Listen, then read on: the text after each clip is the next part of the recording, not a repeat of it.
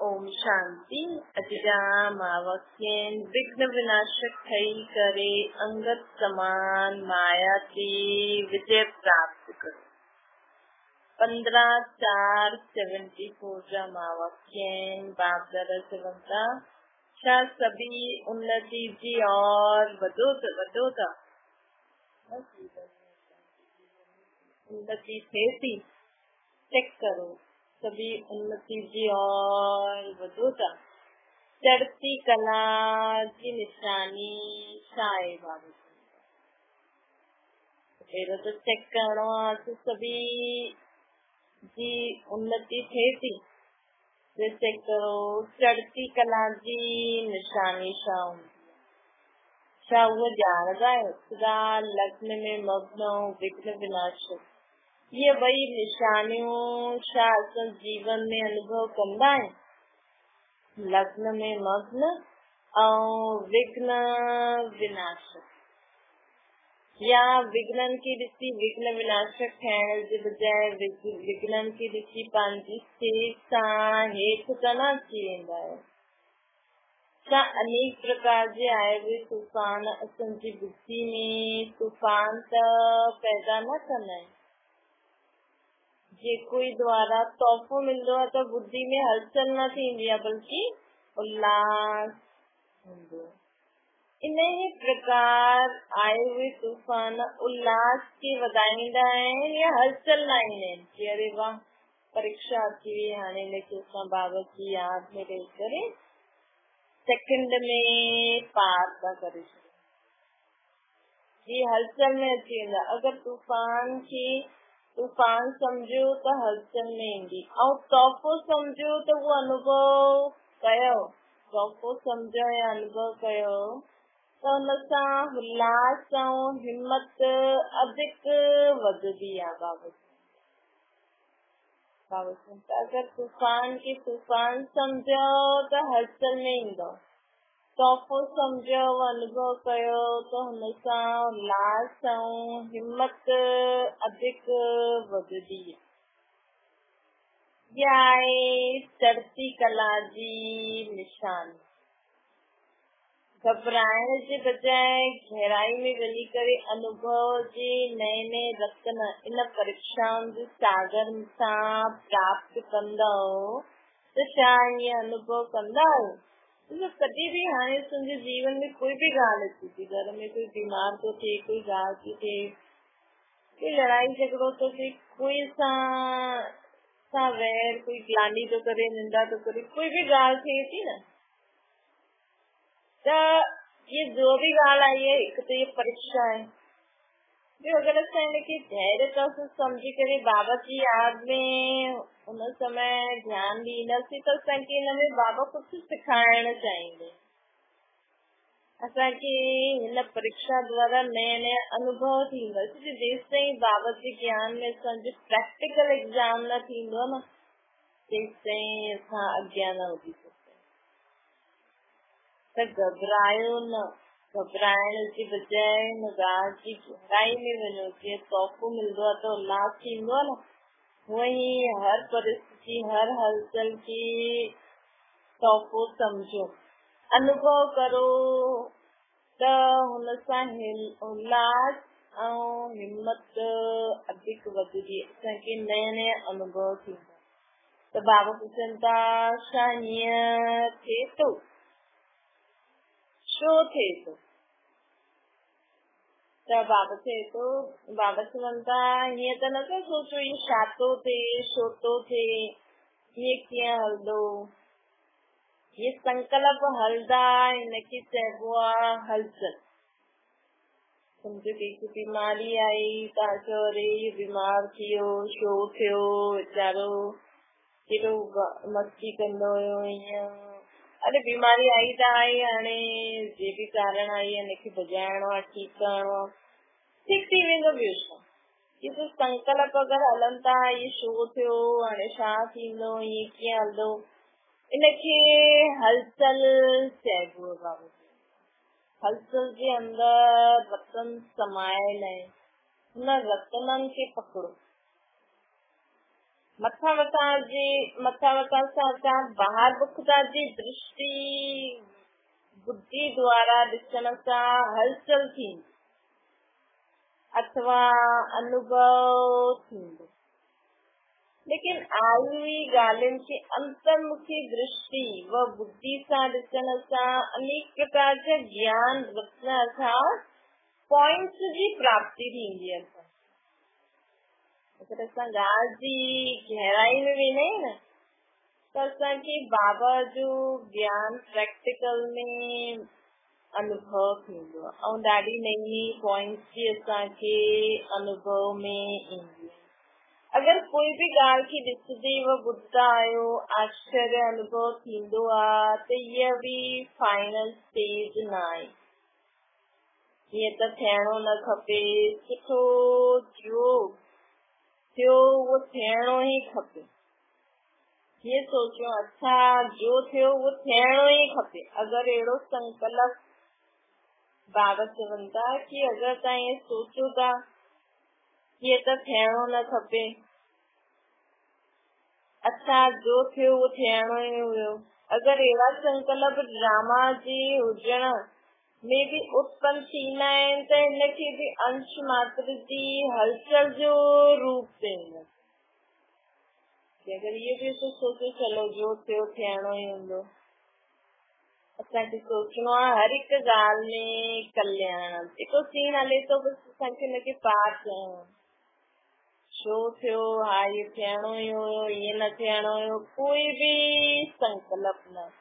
हाणे ताईं शो छा जो क्वेश्चन अगरि आहे त हलचल आहे, विघ्न आयो आवश्यक, विघ्न अचणु आवश्यक आहे और जेतिरो विघ्न अचणु आवश्यक आहे अगरि ओतिरो ई बुद्धि में रहंदो त ओतिरो ई अहिड़ो महारथी हर्षित रहंदो। मुंहिंजी बाबा चई न महारथी केरु आहे जेके पहिरियों खां जो निरंतर बाबा जी यादि में रहंदो आहे, निरंतर बाबा जी यादि में रहण जे कारण हुनखे पहिरियों खां ई पतो लॻी वेंदो आहे कि हीअ अचण वारो आहे विघ्न, मतलब त उहो हुनखे पहिरियों खां ई ख़तम करे छॾींदो, ईंदो भॼाईंदो न। महारथी योगी हुजण जे कारण पंहिंजी शक्ति सां पहिरियों ई विघ्न खे भॼाए छॾींदो। तो जेको महारथी आत्मा आहे न वो ईअं न थींदी कि विघ्न उहो ईअं न सोचदो कि छो थियो अच्छा ई थियणो ई खपे, ईअं न विघ्न आयो आवश्यक आहे, जेतिरो विघ्न अचणु आवश्यक आहे त बाबा चए थो हुनजे बुद्धि में रहंदो। चलो जो भई बाबा तो चईंदो आहे न अंत ताईं एग्जाम त ईंदा ई आहिनि त मूंखे सभु पतो हूंदो आहे कि चलो अची वियो न, सदा हर्षित रहंदो आहे। हिनजे लाइ नथिंग न्यू हूंदो, ये फाइनल स्टेज आहे। हुनखे लॻंदो आहे कल्प पहिरियों बि ईअं थियो हुयो, जी हुनखे पतो ई आहे ईअं थियणो, हलचल में न ईंदो। यदि कोई भी हलचल जो कर्तव्य कंदे हुए व पाठ बजाईंदे आयो तो सागर समान मथा का हलचल भले ही दिखाई में दे, अर्थात चाहे कर्मेंद्रियन जी हलचल में अचो था लेकिन स्थिति नथिंग नहीं होगी। कम त करणो ई पवंदो, कोई ॻाल्हि थींदी त हुनजे लाइ कुझु न कुझु त करणो ई पवंदो, लेकिन अंदर आत्मिक स्थिति नथिंग नहीं होगी। एकाग्र, एकांत अर्थात रचयिता और रचना जे अंत खे ॼाणण वारा त्रिकालदर्शी जी स्टेज ते छा आराम सां शांति जी स्टेज ते स्थित आहियो। कोई भी ॻाल्हि थिए थी, सम्झो घर में पाणी नथो अचे त असां पाणी नथो अचे त असां उनजे लाइ पाणी अचे छो थो अचे, मोटर ख़राब आहे या नल बंदि आहिनि त उहो अरेंजमेंट कंदासीं, लेकिन अंदर आत्मिक स्थिति कहिड़ी हूंदी, एकाग्र, बाबा सां गॾु फिक्रत, एकांत। हिक रचयिता हुनजे रचना जे अंत थी जाइण वारा त्रिकालदर्शी अहिड़ी आत्माउनि खे न जॾहिं वो बाबा जी याद में वेहींदा आहिनि न त उन्हनि खे पहिरों खां ई पतो लॻी वेंदो आहे कि हा अॼु कुझु थियण वारो आहे। त हुनजी स्थिति पहिरों खां ई शांत हूंदी आहे, हलचल न ईंदी आहे। त बाबा चवनि था कि चेक करो, जॾहिं स्थूल सागर ॿई ही रूप ॾेखारींदो आहे त छा मास्टर सागर अहिड़ो रूप न ॾेखारे सघंदो? भई स्थूल सागर में बि ॿाहिरां केॾी हलचल हूंदी आहे, अंदर केॾो शांत हूंदो आहे न। त जॾहिं स्थूल सागर अहिड़ो रूप ॾेखारे सघे थो त असां त ज्ञान मास्टर ज्ञान जो सागर आहियूं न, त असां अहिड़ो रूप न ॾेखारे सघंदा आहियूं। बाबा चवनि था ये प्रकृति पुरुष जी कॉपी कई अथई।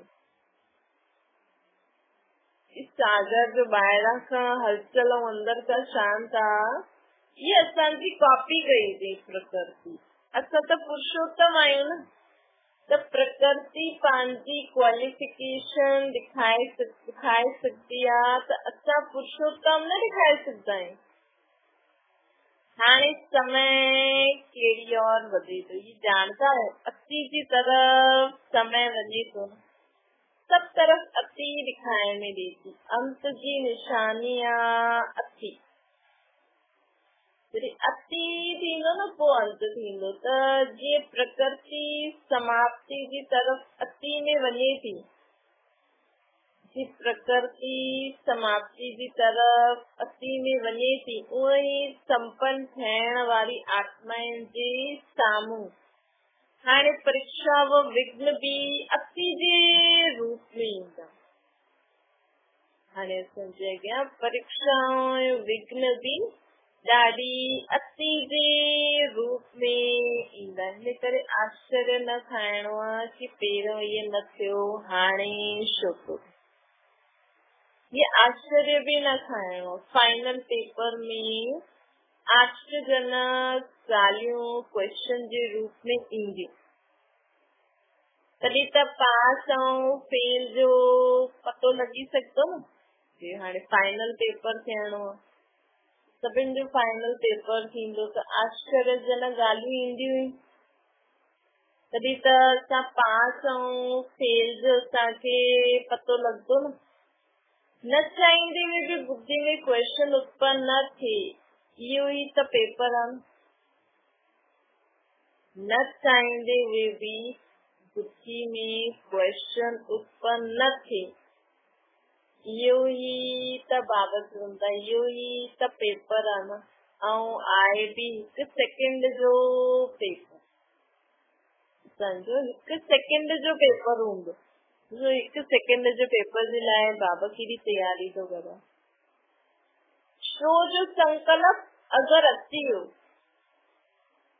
जॾहिं अंत में पेपर थींदो न, त सभिनि खे कुझु न कुझु कंहिं न कंहिं रीति सां पेपर थींदो। त अगरि हुनमें शो जो संकल्प अची वियो त चंद्रवंशियुनि जी क्यू में लॻाए ॾींदसि। पहिरियों त सूर्यवंशियुनि जो राज्य हूंदो न, चंद्रवंशियुनि जो नंबर पुठियां आहे, त हुननि खे राज्य जे तख़्त नशीन थियण जी क्यू में नंबर ईंदो।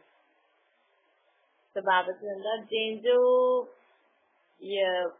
राज्य जे तख़्त नशीन थियण जी क्यू में नंबर ईंदो। पहिरियों सूर्यवंशी राज्य कंदा त चंद्रवंशी पुठियां ईंदा। त जीअं त राज्य जे तख़्त में जंहिंमें क्यू में बीह ईंदी न, भई कॾहिं असांजो नंबर ईंदो। इन करे हिकड़ स्थिति में स्थित थियण जो अभ्यास निरंतर खपे। कोई भी ॻाल्हि थिए थी न, कोई भी कुझु भी असांजी स्थिति हिकरस एकाग्र एकांत, कोई भी ॻाल्हि थिए थी असांजी स्थिति एकाग्र हिकरस एकांत वारी हिक जे अंत में खोए हुई। कोई प्रश्न न थियो।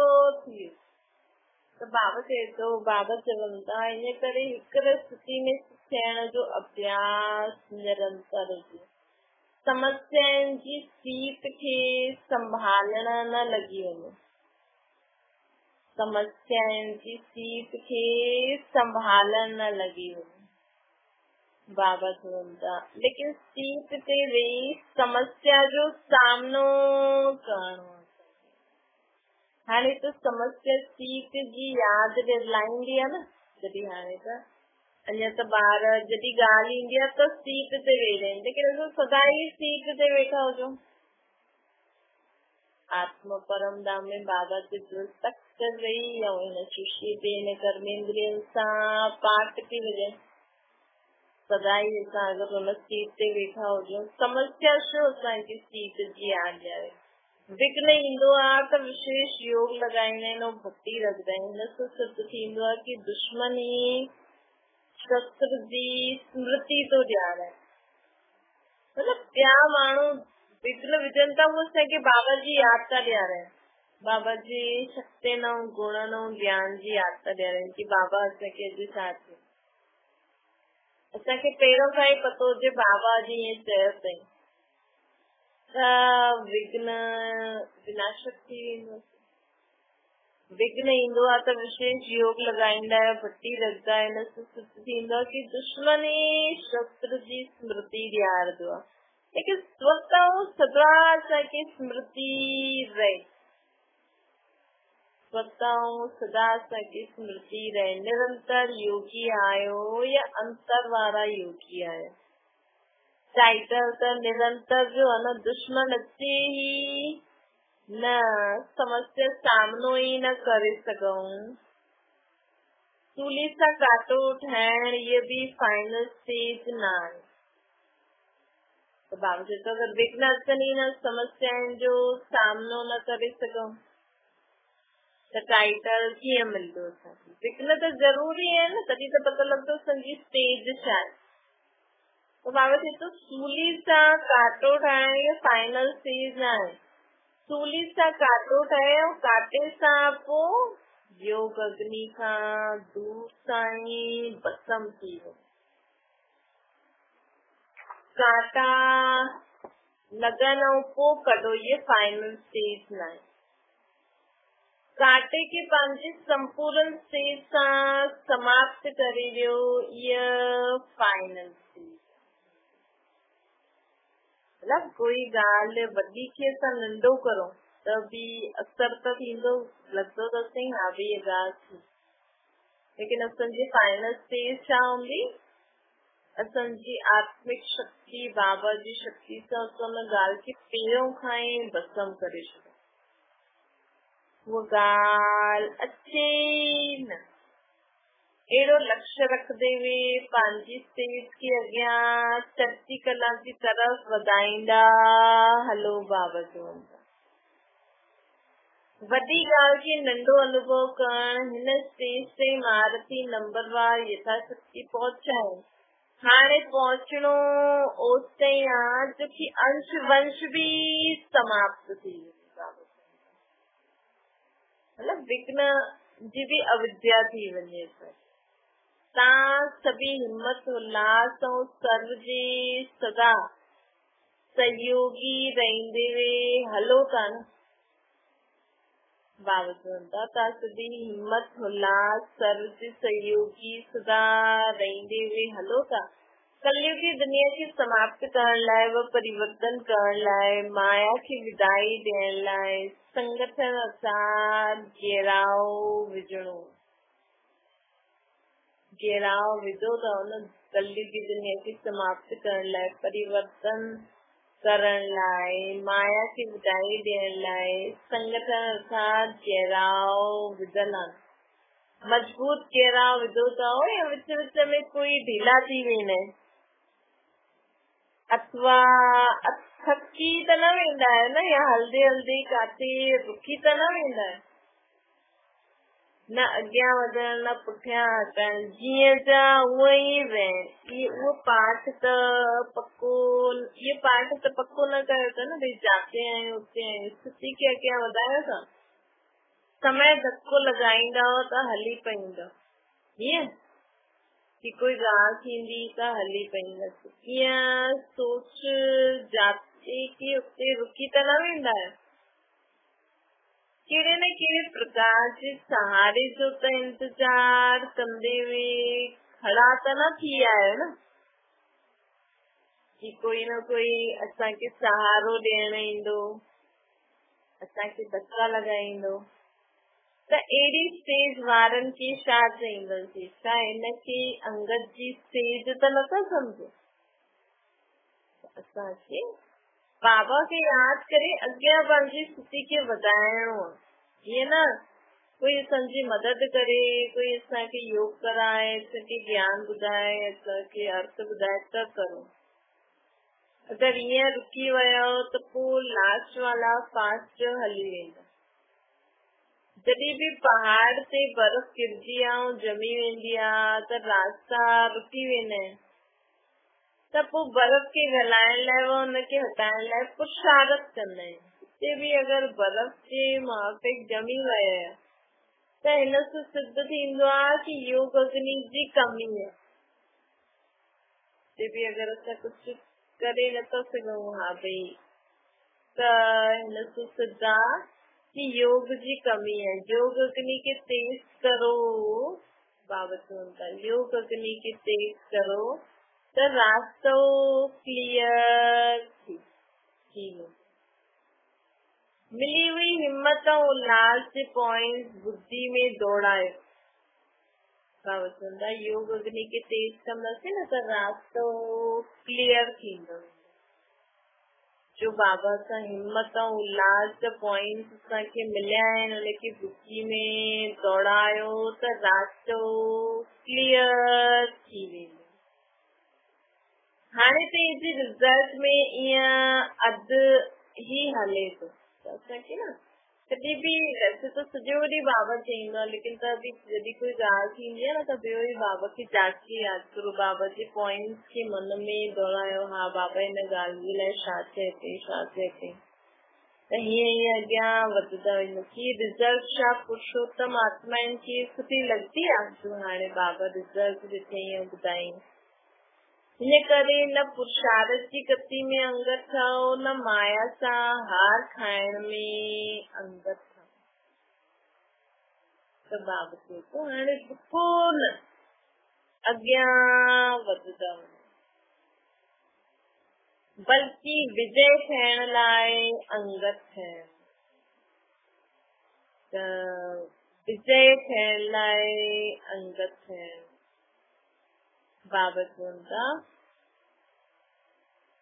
कि अच्छा उच्च से उच्च बाप द्वारा पालना वठण वारा, विश्व जी पालना करण वारा, विष्णु कुल जी श्रेष्ठ आत्माएं, प्रकृति के परिवर्तन करण वारी पुरुषोत्तम आत्माएं, विश्व जे अॻियां साक्षात्कार मुहूर्त प्रसिद्ध थियण वारी आत्माएं ऐं योगी तो आत्माउनि प्रति बाप दादा जो यादि प्यार ऐं गुड